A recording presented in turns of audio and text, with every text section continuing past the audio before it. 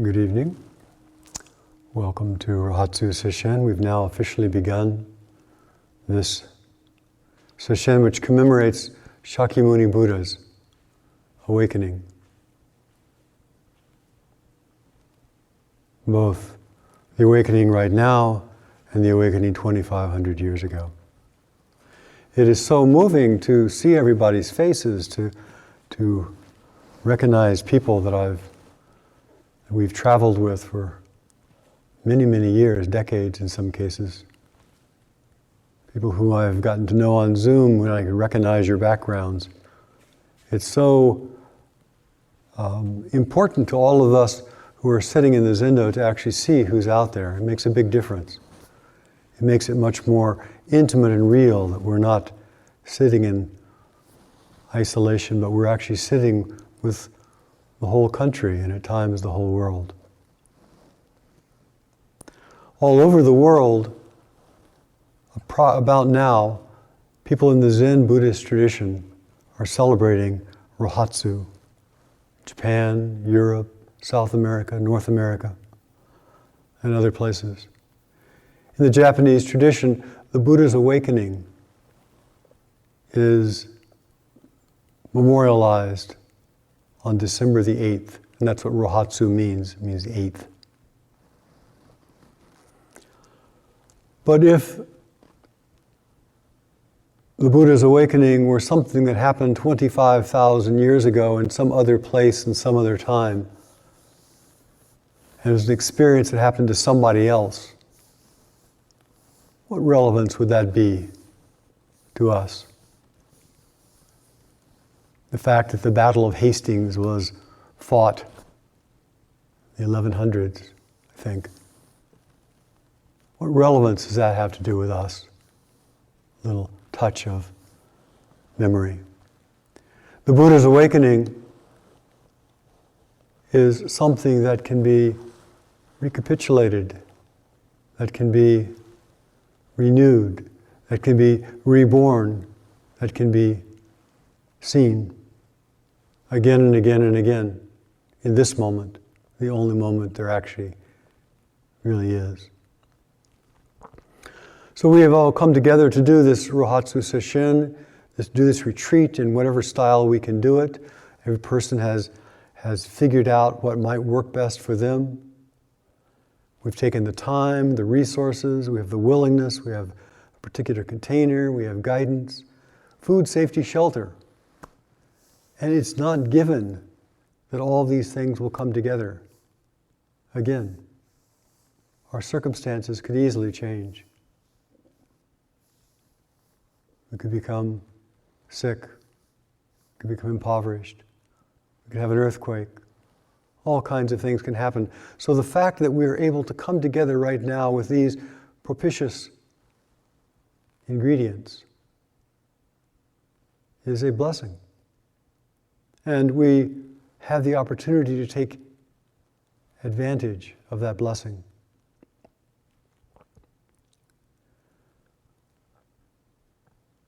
One of the advantages, one of the elements of Dharma practice is not that we are now going to get something new that we didn't have before, but rather we're going to unlearn.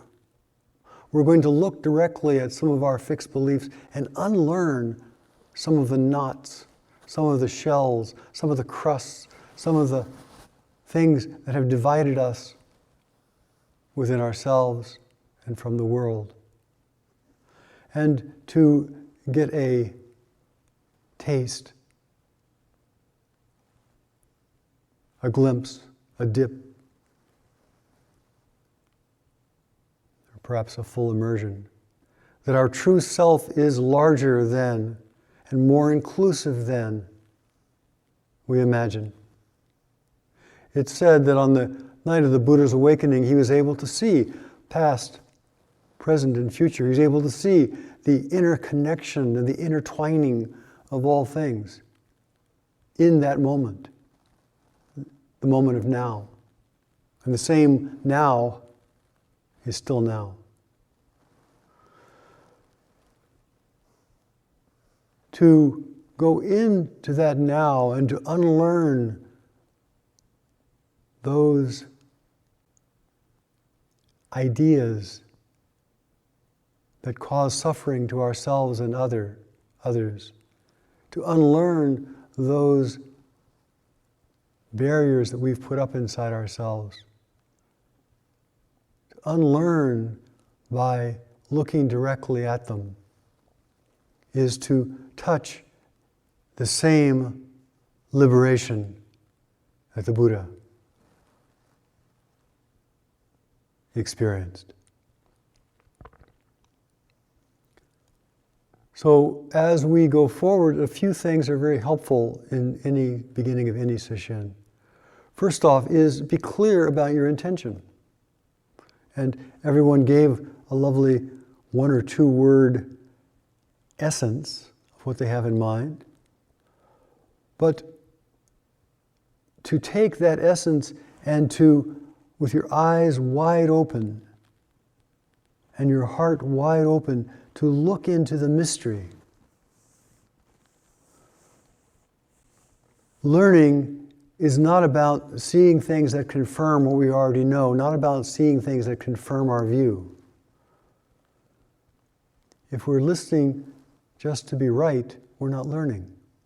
So to listen to our heart, to listen to our ears, to listen to our eyes, to listen to our body, to listen and to see beyond the structures into our true self. Intention. Secondly, to be steadfast. We have 2 different containers here. We have the Zendo here at Great Vow, and you have your Zendo at home. And to be steadfast means to just keep showing up to what you've agreed to with yourself to do. Steadfastly showing up makes a difference in our lives. One of the signs of a mature person is that we know ourselves well enough to actually trust the decisions that we make. So please, I encourage you, for your own sake, show up. In a big sense, it makes a difference to everyone, especially if your video is on and people can see there's a real person there who's really practicing. It makes a difference. But it mostly makes a difference in your life, your being. Third, be clear about whatever your fundamental practice is. Whatever that fundamental practice that you return to over and over again, that you use to stabilize the body and the mind. In general, it's breath or some variant of that, listening to sound with the whole body. The stable mind has the capacity to hold all experiences. And when we can find a stable mind and we are affirmed that we are being supported at this moment and every moment by the earth, that in this moment, if we look carefully in this moment, we're not afraid of ourselves. There's a place of safety and security. And from that place of safety and security, we have the capacity to experience more and more inclusive awareness. We are larger than we think we are. True self is inclusive, it's complete, it's not at war. True self is able to hold all sides. So that foundational practice of coming back and verifying for yourself that every moment you are being supported, every moment you are being breathed. And that foundational truth is the anchor and the root and the stabilizing element of practice.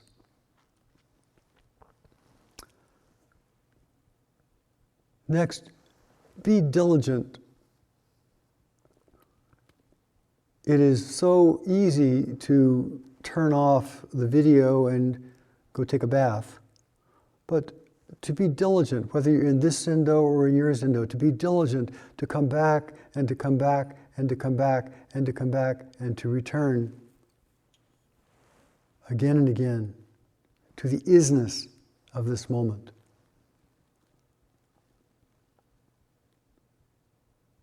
That diligence goes through the easy times and the hard times, through the ups and through the downs.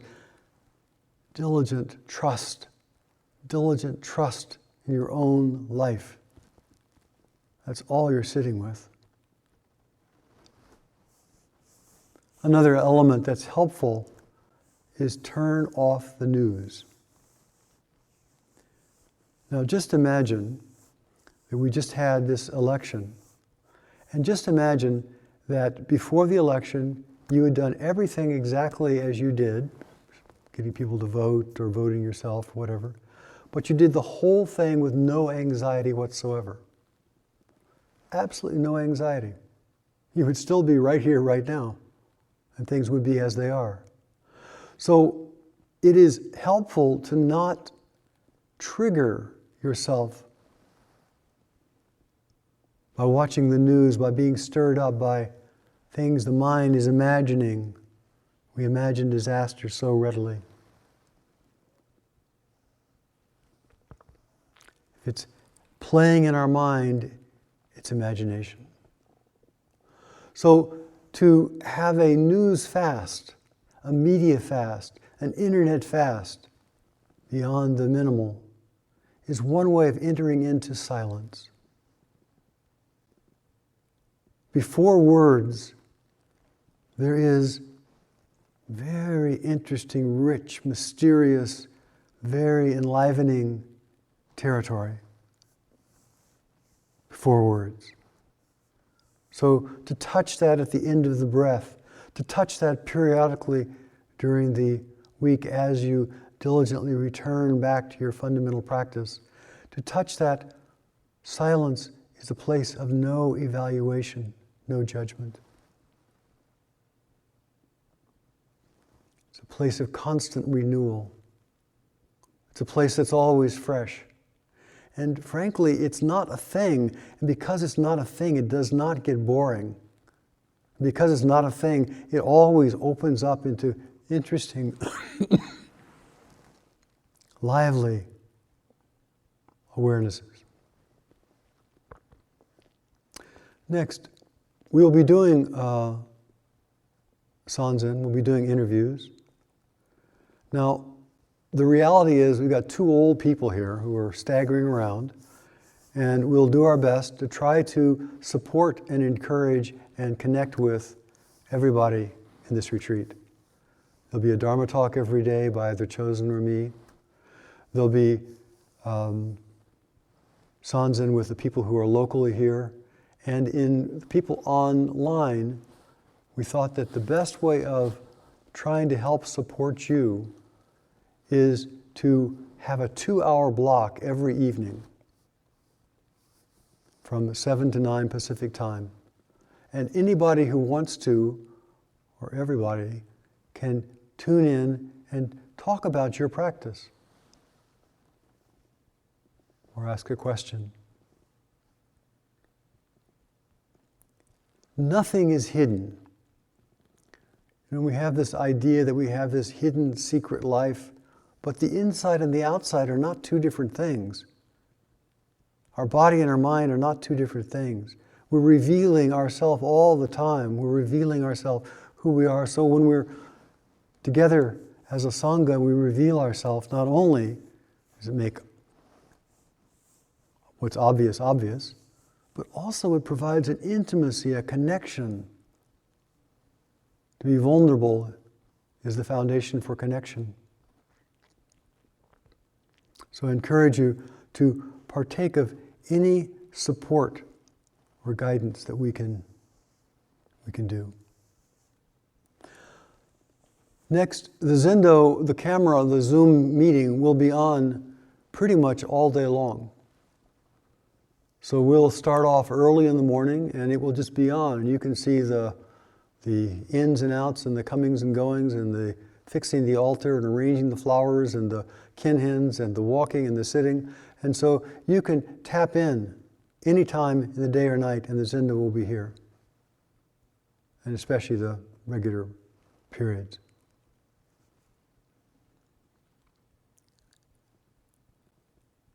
Rohatsu Sesshin is again about the Buddha's awakening. It's about liberation. It's about discovering the freedom that is bigger than our small view of ourselves. It's about discovering the inclusive nature of our own mind, which includes everything that we see, hear, smell, taste, and touch. It's all processed right here. It's all included. The sun, the moon, the stars, the trees, every single person, every part of us. It's all included. Directly, vividly. It's one thing. We talk a lot about awakening, and the awakened mind has several qualities, if it's a thing, one of which is this inclusivity. But it also has a presence. It's always present. We are always present. The only time that the past and future exists are when our mind is swirling around with memories and anxieties. The reality is we're always right here.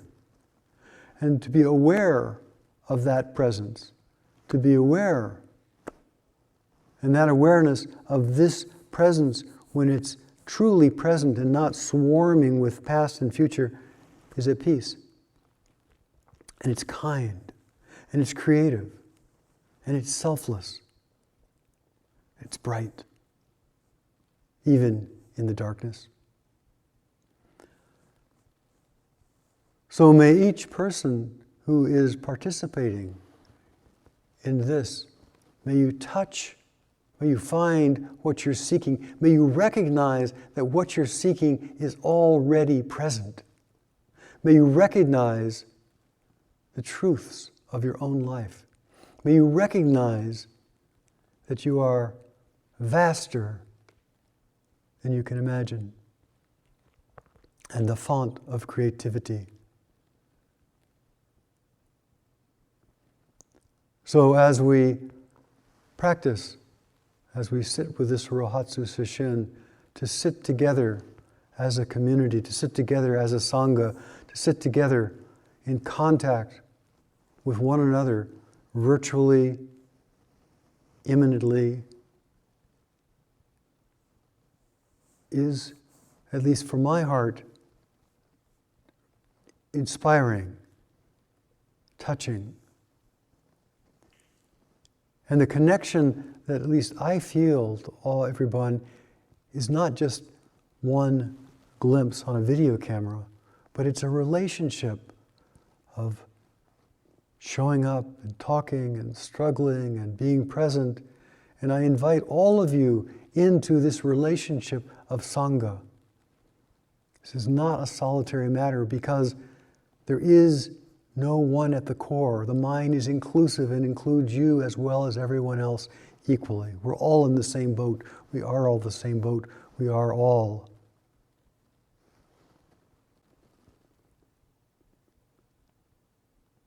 Resting in this moment. Isn't that amazing? Please touch the deepest, truest, most alive aspect of your being.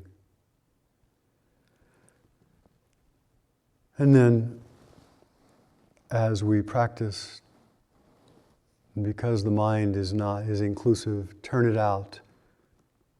And from that foundation of presence, do whatever you can do to be a benefit to others. Thank you.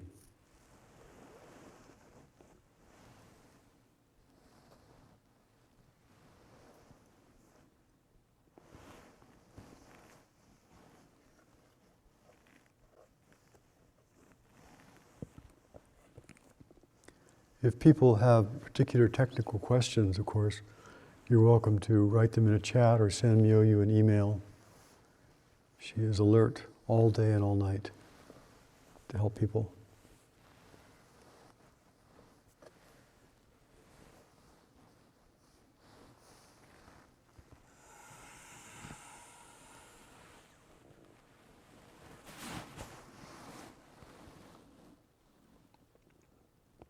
Oh, the last thing I should have mentioned is at the end of this week, next Sunday, we have a ceremony called a Shuso Hosen ceremony, when the Venerable Myoyu will be hosting, giving a talk and then hosting questions from the Sangha of the world. So I invite all of you to put that on your calendar a week ahead of time.